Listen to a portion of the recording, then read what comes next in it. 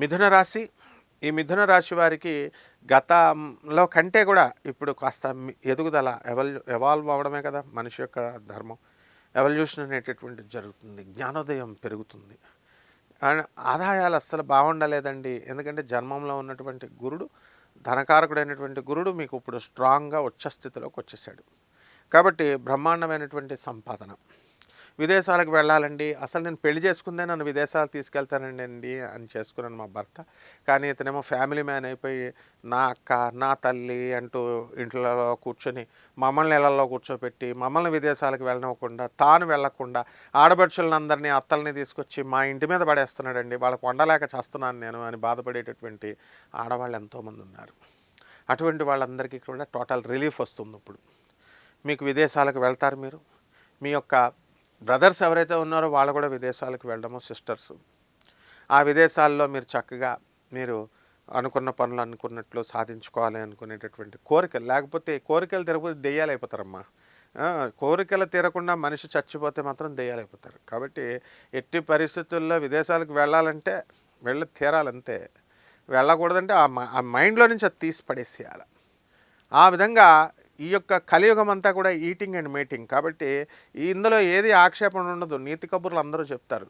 But you have to saturate the mind, saturate the feelings of the mind అన్నమాట. నైతికంగా ఉంటూ, ధార్మికంగా ఉంటూ మనము ఆ ప్రాసెస్లో ఆ సాచ్యురేషన్ స్టేట్కి ఈటింగ్ని మేటింగ్ని తీసుకురావాలి. అలా లేకుండా మీ ఇష్టం వచ్చినట్టు చచ్చిపోయినట్లయితే తప్పకుండా కొరివిదెయ్యాలైపోతారు. కాబట్టి మిథున రాశి వాళ్ళందరికీ కూడా ప్రమోషన్స్ రావడానికి అవకాశాలు ఉన్నాయి, ట్రాన్స్ఫర్స్ ఉన్నాయి, చక్కగా అప్పుల బాధల నుంచి విముక్తులు అవడానికి అవకాశాలు ఉన్నాయి, మానసిక పరిణతి ఉంది.